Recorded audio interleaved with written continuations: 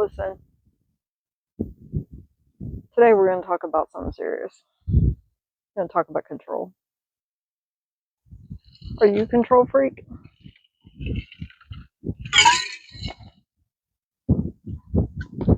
I was. I guess I still kind of a little bit am, but not like I used to be. I was a control freak with my husband, my children, my coworkers, my friends, everything around me. Just a complete control freak. I wanted to control everything. And honestly, I kind of boiled it down to 6 things that I did as a control freak, pretty much on a daily basis with pretty much everyone around me. Um, this is kind of a little bit of my story and what I did to stop doing that, because it's not healthy for anybody, not for me, not for everybody I was doing it to. It just wasn't healthy. The first issue I had was that whole I can do it better syndrome. The one where you decide that nobody else does anything right, so you just do it all yourself, and then you get mad because nobody ever does anything for you, because when they do it wrong, so they just don't do it at all anymore. I struggled with this through my second and third marriages, with my children.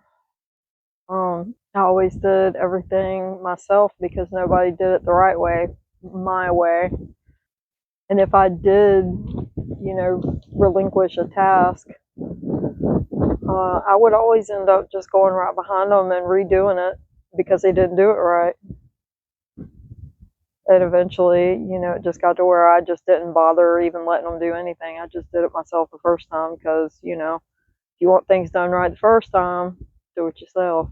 And I did this at work too, especially in supervisory roles.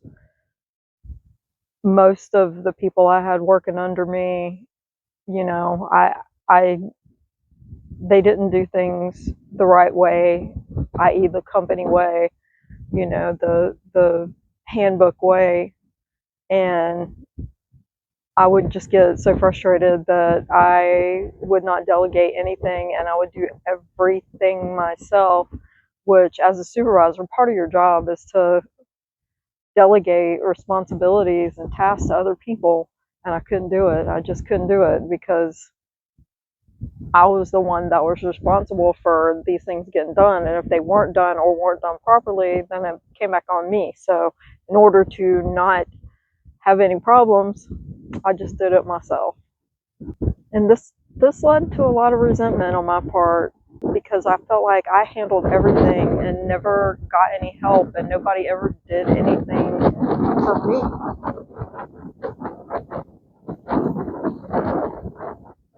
Even when I asked for help, it was always met with, complaining or, whatever. And I always just ended up just doing things myself.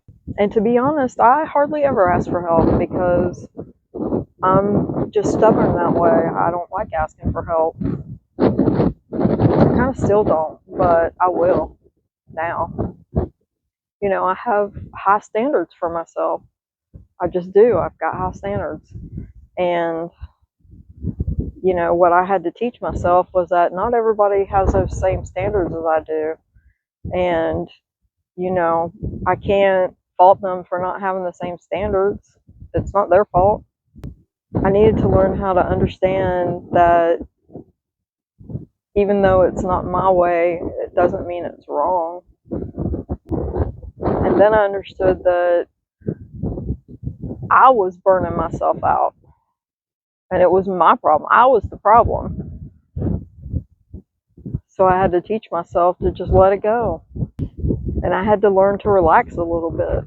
Not get so worked up over every little thing that, if it wasn't perfect. I'm also a perfectionist. And, you just can't go through life like that. It just doesn't work that way. So what if they missed a spot on the mirror, or they didn't stack the dishes in the drying rack the right way? So The dishes were still clean. The mirror was still clean. So what if it's got a spot on it? Nobody cares.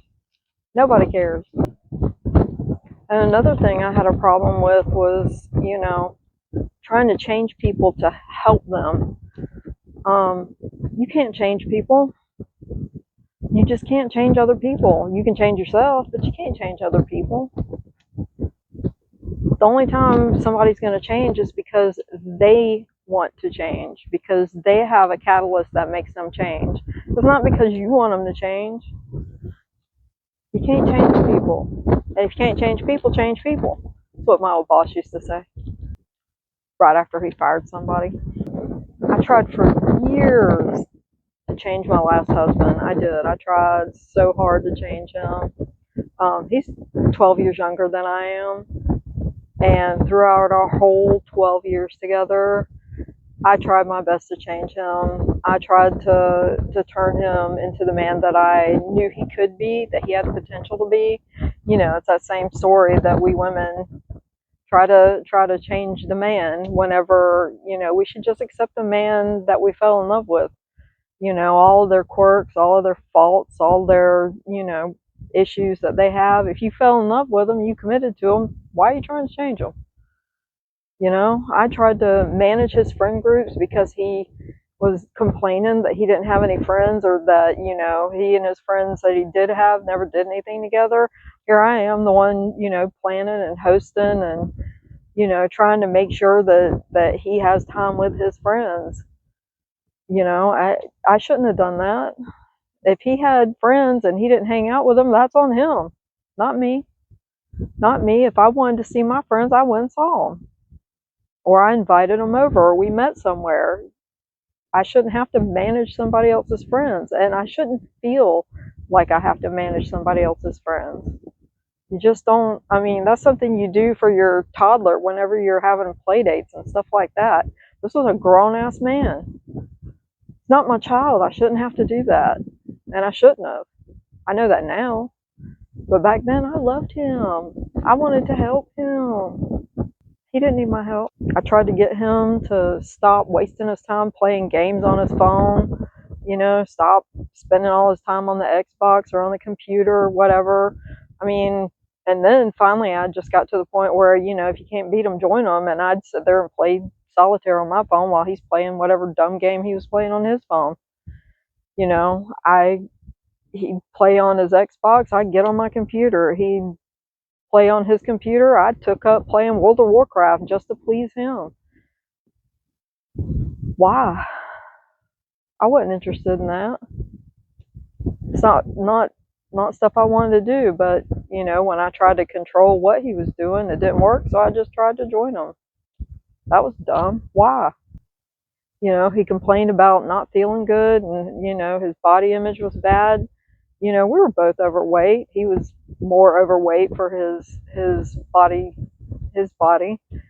and I tried to teach him to eat better and exercise, and give him tips and what to do when he was at work, what to eat and stuff like that. I don't know what to eat.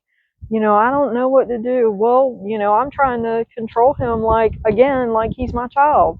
He was not my responsibility. Not my responsibility, but yet I was trying to control him and make him into the man I thought he could be. When I think back about it, his mother did everything for him right up until when he and I started seeing each other, when he was 26 or 27. I think he was 27. And I did everything for him just like she did. And one of the other problems is that his daddy never taught him how to be a man. His daddy didn't teach him shit. Neither one of his parents taught him shit. And then after talking to his sister, I realized that I was acting just like his mother. And that was like a slap in the face, man. I can't stand that woman. And here it is, I'm realizing I was treating him just like she was. I tried everything. I tried to change him in so many ways. instead of just accepting him the way he was and just letting him be him. Let him be the man I fell in love with. And I tried everything, and then he left. He finally, changed, his mindset as far as work goes, and he started making way more money, and he didn't need me anymore. And he left. But then that leaves me to codependence and people pleasing. I feel like codependence kind of stems from, when we were kids. As a stay-at-home mom, my mother did everything for my dad and me and my two sisters. And in turn, we grew up to do the same dang thing. And then you couple that with insecurities from not having any friends, not having any social interaction outside of being at school, which was, I was very shy. But, the only social interactions we had were with our cousins, when there were family events and stuff. So, we grew up to be shy, insecure young women. And, being so restricted like that in our formative years, our important formative years, kind of leads you to develop, anxious attachments. And I think, at least in my situation, being the oldest and being, having the most restricted young life as a child, I didn't, get to go over to friends' houses or have friends over or anything like that. It was all just me and my sisters and my cousins. And I feel like that caused me to grow into having the anxious attachment style. And, whenever I did have somebody that took interest in me, I wanted to hold on to them, and that was hard. That was really hard. And eventually I grew up to be a people pleaser. And I felt that, my worth was directly tied to what I could do for people. And in turn, I used that as leverage to hold on to people and to control them. And I know that basically it was anxiety that caused me to try to control everybody around me and every situation, because I didn't feel safe if I didn't have some sense of control, because there was always somebody else in control of me. And then growing up to be an adult, I went straight from my parents to my first husband, and I had no control in that relationship either. He was 8 years older than me. He was my first boss. I met him when I was 17. He was my first boss at my first job.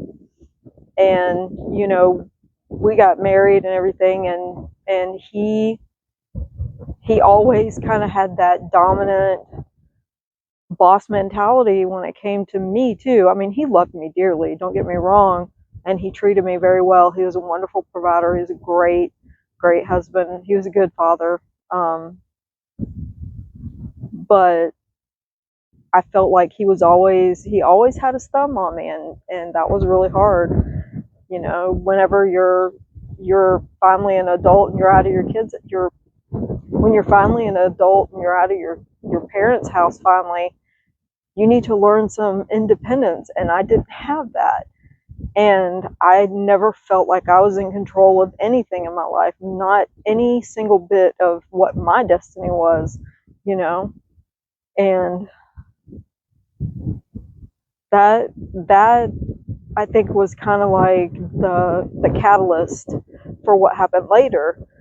Because when we got divorced, I became a control freak.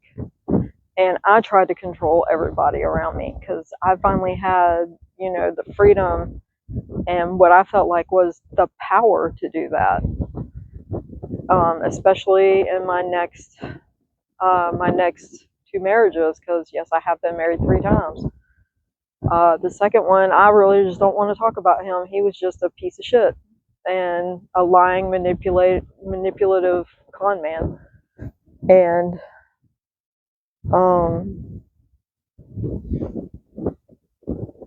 yeah, that's all I got to say about that.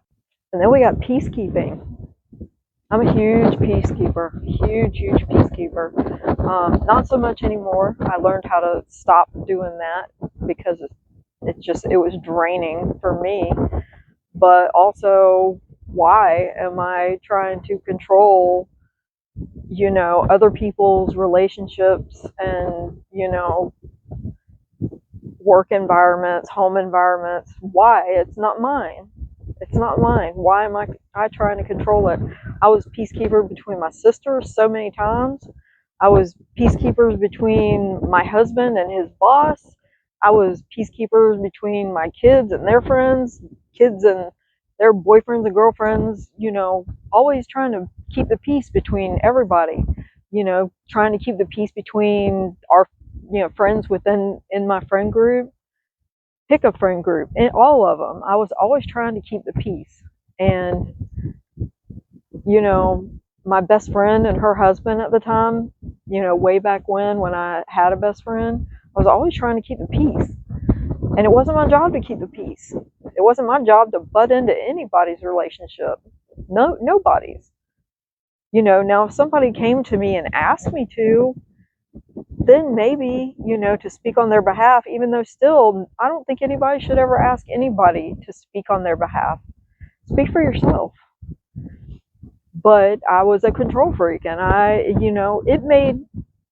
feel like for me, the reason that I tried to be the peacekeeper so much was because seeing and hearing and being around confrontations and people that aren't getting along or fighting, whatever, for me it felt like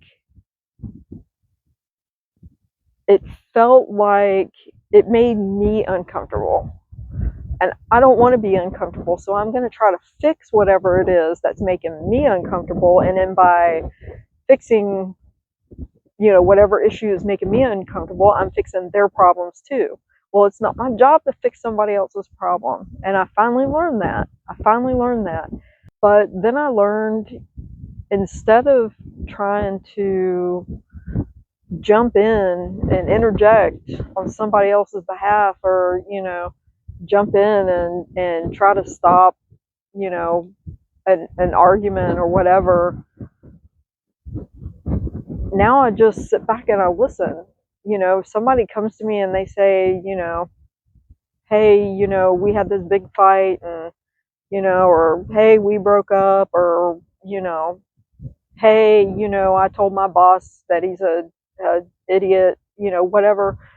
I just listen. Most of the time, people just want you to listen anyway. It's so funny because most of the time it's men who want to be the one to fix everything, and we women just want them to listen. But I think, being a mom, you always want to fix things for your kids, and being an older sister, you always want to fix things for your younger siblings and stuff like that. But no, I don't do that anymore. I listen. I just listen. If they ask me for advice, I might give it to them, but I try to be that impartial third party that, I don't have an opinion on what's going on one way or the other. If you want to know what I would do in that situation, I would tell you, but I'm not going to tell somebody what to do. It's not my problem. Why would I want to even do that anymore? It was very taxing for me. It was draining. It was so draining. And again, I would let my anxiety control what I was doing and trying to control them to fix the problem so my anxiety would be lessened. It's stupid. It was just dumb. Wow. Another problem I've always had is being passive aggressive and sarcastic. Um, I used that a lot. I really did. I used it a lot. Guilt tripping, just being manipulative all around. Not like maliciously, but to try to get things to go my way. Just make it easier on everybody. If mama's happy, everybody's happy, right? And I'm not gonna lie, I'm still working on it. Sometimes it does slip out. I've gotten so much better though, y'all wouldn't even believe. But I'm always a work in progress. Everybody should always be a work in progress. But the problem is that using guilt tripping and that passive aggressive nonsense, you never really got the result that you wanted. Sure, it might, work for a day or two, maybe a week or two if you're lucky, but the problem is always still there, and you can make somebody feel guilty and, they'll straighten up, or at least, what you think is straightening up for a little bit. And then they'll go right back to being the way they were. And, then you got to do it all over again, over and over. It's just a horrible cycle. Guilt tripping doesn't work. Doesn't work. I know moms do guilt tripping all the time. I know my mama did it to us. But I did it to my kids a couple of times, but not very often, just mainly because I didn't see the point in the kids. I'd use that more on husbands. But you never really get authentic, real results. You get, you know, placated, you know. It just it never is genuine, actual, never genuine results, never actually, coming to a resolution that works for everybody and not just me. Plus, using guilt trips, that always actually made me feel guilty for using it. Like, I don't know, it always made me feel guilty, which is kind of ironic, using guilt trips and feeling guilty about it. I think it was mainly because, it was me being manipulative, and I don't like to think of myself in that way. I really don't. I know everybody is to a point, but it's not really something I want to portray myself to be, to somebody, especially if it's somebody that I care about. But I sure as heck did use it a lot with my husband. And then there's that whole, well, if you love me, you would do this, or if you love me, you wouldn't do that. Well, the problem with that is that, they'll straighten up for a little bit again, and then go right back to the way it was. And then you're thinking in your head, or in my head, well, I guess they don't love me. That's kind of a self-fulfilling prophecy right there. The point is, if somebody wants to do something, they'll do it. If somebody doesn't want to do something, they won't do it. It don't have anything to do with whether they love you or not, unless they don't love you. In that case, maybe it's time to figure out whether or not you want to be in that relationship anymore. And that leads me to jealousy, the big green-eyed monster. My first husband, my kid's dad, he once said to me that jealousy is poison, and it is. And I let jealousy just poison the heck out of my heart. It really did. Poison my heart, my mind. It poisoned me right down to my soul. Like, it really did. And I let it. That was probably my biggest issue to overcome, jealousy. My last husband had a habit of talking and texting with girls younger than he was. And about every 6 months, there'd be a new girl, jumping in his DMs, jumping in his texts, hopping on his social media. Sometimes it was even at work, and we worked together. I'd walk around the corner and they'd be just standing there chatting away, looking all buddy buddy. And this caused a lot of problems. And instead of doing the right thing and just ending the relationship after the first time, I let it go on for 12 years. And because I did not learn from that first time, every 6 months or so, we would have this huge blow up fight because my spidey senses would go off, because I always knew. I could feel it. And we would have this huge blow up fight, and I would, get all mad and throw things and scream and shout and just, totally lose my shit and threaten to kick him out and just everything. I would, try to make him feel guilty and this, that, and the other. And I would get my way, and he'd be great. He'd be wonderful for, like, well, he would be the perfect husband for about a week, and then he'd go right back to being lazy and selfish. But, after the first time that happened, that trust was broken, and it didn't get repaired for a very, very long time. And every single time it happened, that trust got broken a little bit more. And, it got to where I was, logging into his social media to check and see what's going on behind the scenes, checking his DMs,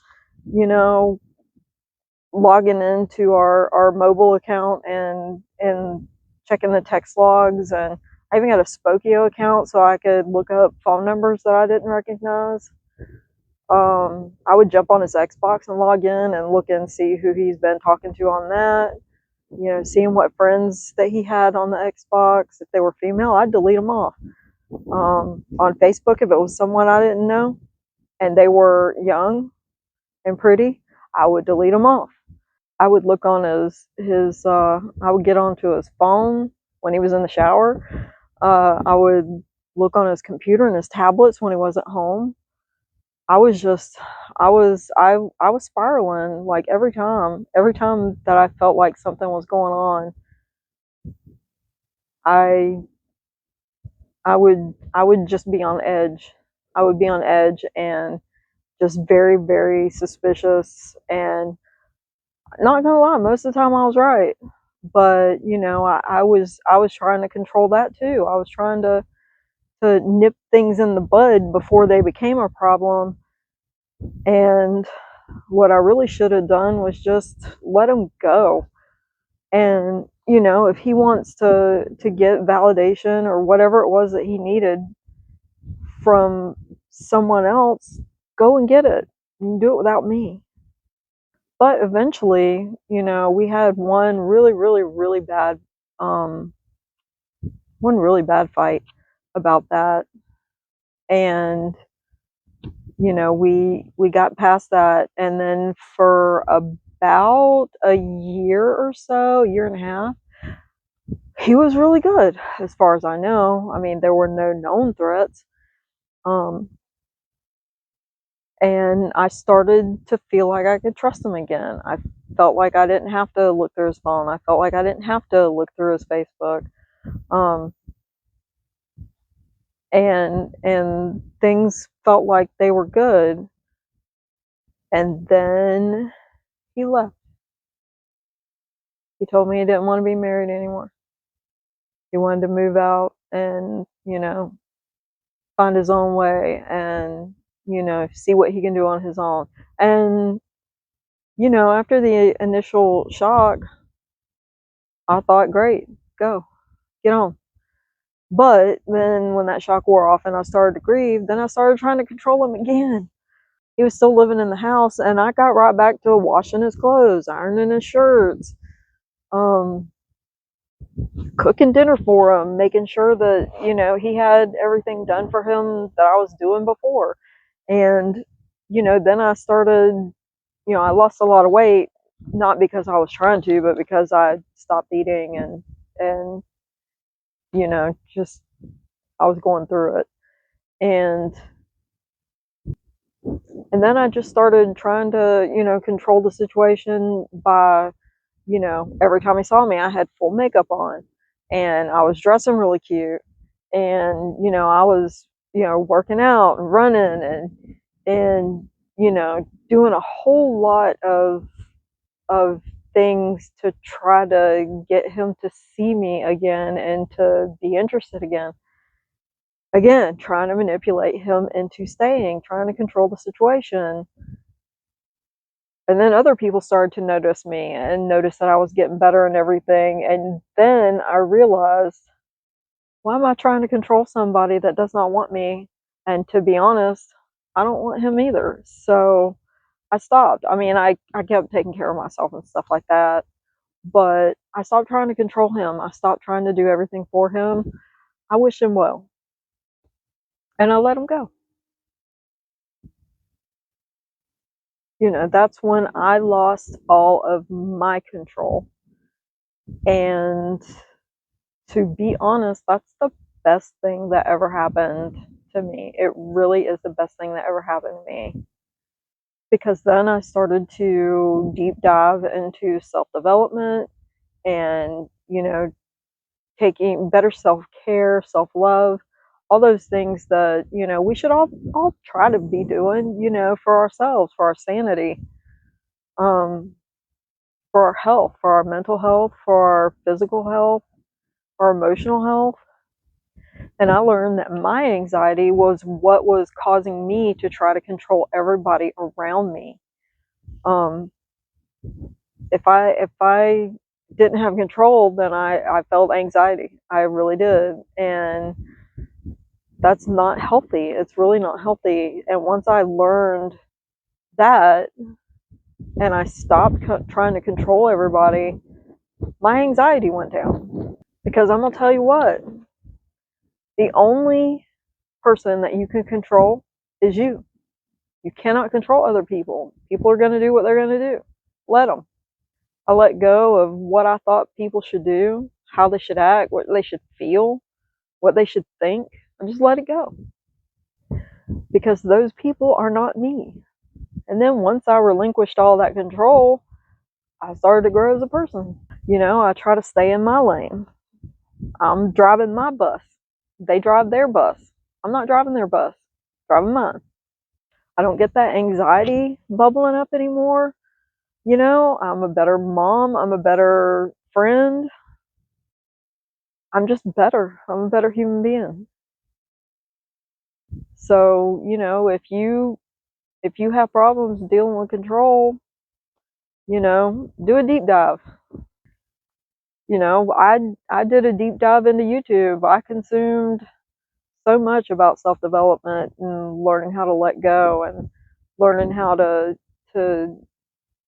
self soothe and just to release the need to control everything. And it really, really made a difference in my life.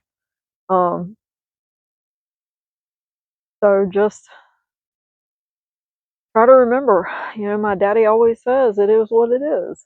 And he can't be more right. It is what it is. People are going to do what they're going to do. And you just got to let them. You got to let it go. Let go of control. You control yourself. That's all you can do. Peace out.